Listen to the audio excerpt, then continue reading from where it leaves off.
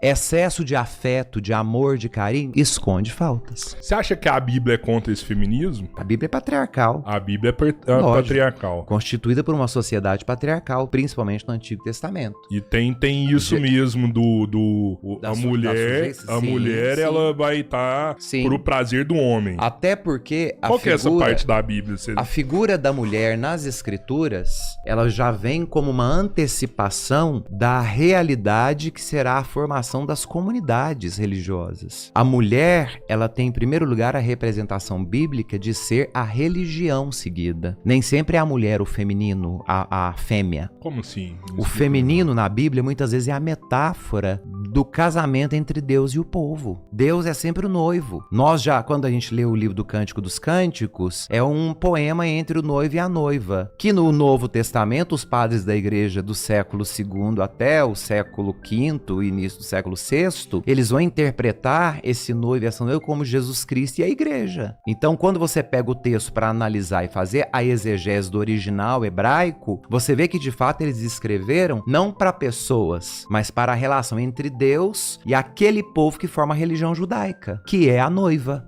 A religião é a noiva, é a esposa, e ela está submissa a Deus, porque ele a quis. Então a submissão da mulher é a submissão da igreja ao Cristo. Só que ao mesmo tempo é a mesma obrigatoriedade de amar e zelar pela mulher que o Cristo tem pela igreja. Da mesma forma com que Cristo amou a sua igreja, o marido tem que amar e honrar a sua esposa. Não. Os discípulos estavam falando então da relação da igreja com Jesus. Com o Cristo, com o esposo. Ele é o esposo, ele é o noivo. A esposa que tem que viver pro prazer do seu marido tá falando da igreja com Jesus. É a igreja, a esposa do Cristo. Mas isso aí se reflete ao casamento. É, casamento católico. Quando nós falamos do matrimônio, do sacramento do matrimônio, nós estamos colocando um homem e uma mulher para que vivam o testemunho na prática do que é ser Cristo e a sua igreja. Então, do mesmo jeito que a igreja depende do Cristo para sobreviver, se tirar o Cristo da igreja, a igreja não serve para nada. A gente está na igreja pelo Cristo,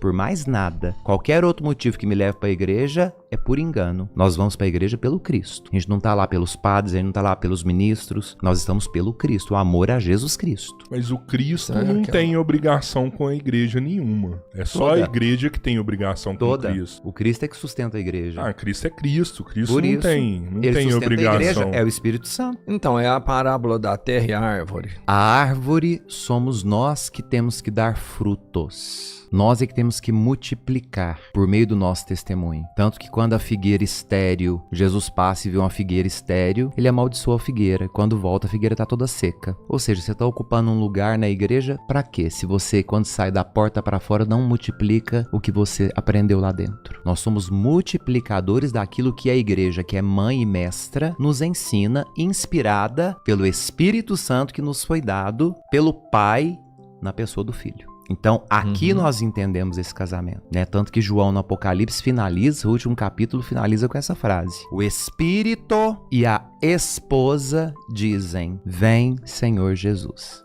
Maranatá. Então, quem é o Espírito? O Espírito Santo, que é dado para cuidar da igreja pelo Cristo. E a esposa é a igreja. Que no Apocalipse tem uma figura de uma mulher. João, quando vai falar da igreja, desenha a igreja na figura de Maria, mãe de Jesus. Coloca uma mulher grávida, né, que é a igreja gerando novos cristãos. Porque a igreja primitiva cresceu muito rápido. Então João desenha no Apocalipse a igreja com uma mulher grávida. Ele se inspira na figura de Maria, mãe de Jesus. Por isso que é uma mulher grávida, né, que tinha uma coroa de 12 estrelas na cabeça. Por que 12? Porque nós temos as 12 tribos do Antigo Testamento e temos os 12 apóstolos que constituem a igreja no Novo Testamento. O 12 representa, portanto, a união do Antigo com o Novo. Por isso que mais tarde, na Escritura, ele vai falar que viu o número dos salvos. E o número dos salvos era quanto? Não sei. 164. Aí você multiplica 12 por 12. 144? 144 mil, desculpe isso. Então, 12 por 12. 12, as 12 tribos do Antigo Testamento. E os 12 apóstolos. 12 apóstolos, as 12 novas comunidades cristãs que representam o Novo Testamento. 12 vezes 12, 144. E o autor sagrado, que é João, vai dizer 144 mil, o número dos escolhidos. Então, é uma metáfora para dizer, o Cristo uniu o Antigo com o Novo. E veja o que está na cabeça da mulher? Uma coroa de 12 estrelas. Mas por que 144 mil escolhidos? Serão 144 mil salvos? Não,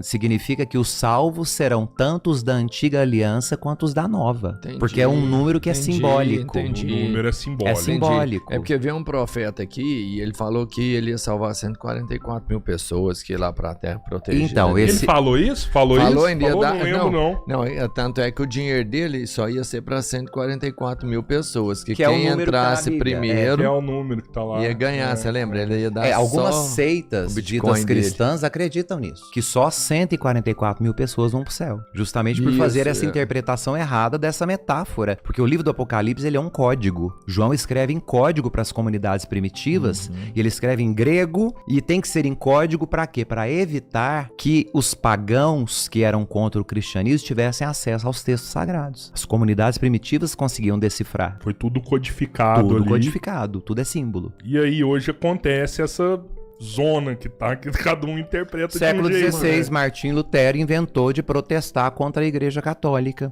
dizendo que só vale a Escritura. Então, com isso, deu livre interpretação para o texto. Então, hoje, qualquer pessoa que é analfabeta de pai e mãe pega uma Bíblia e se diz pastor ou pastora. Agora, quem são as ovelhas guiadas por ele é que eu não entendo. Tem que ser pior que eles, né? Não pode julgar as pessoas guiadas por ele, pode? Lógico que pode, porque pode um cego guiar outro cego. Isso quem perguntou foi Jesus. Não. Pronto. Por que eu vou atrás de uma pessoa que não entende absolutamente nada e acredito que o que ela está dizendo é verdade? E por que a gente precisa tanto de sinais? Por que a gente precisa tanto de apocalipses? Por que nós precisamos tanto de gurus? Que busca é essa sempre de achar um salvador para tudo? Salvador é Jesus Cristo, todo o resto é invenção.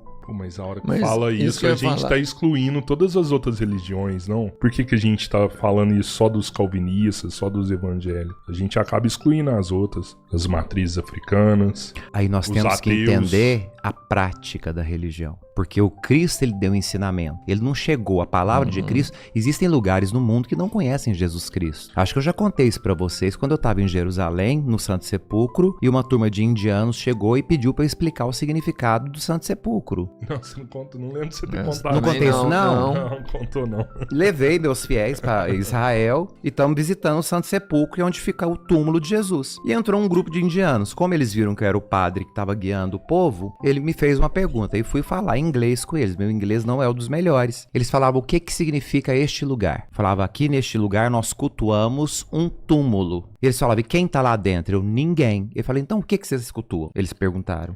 Falaram, a gente cultua o sepulcro vazio. Porque se alguém tivesse ali dentro, a nossa fé seria estéril. Então nós vamos ali dentro ver o nada. Porque o nada ali dentro para nós significa o tudo. É esse nada do sepulcro que nos leva a crer que há uma vida que não morre mais. Que nós chamamos de ressurreição. O nosso Deus, Jesus Cristo, morreu e ressuscitou. E ele não está ali dentro. Ele foi posto morto ali. Só que ele ressuscitou. Ele está vivo. E ele nos contempla do céu. Para os indianos foi uma surpresa. E eu fiquei muito mais surpreso de pensar que ainda existe gente no mundo que não conhece a história de Jesus Cristo.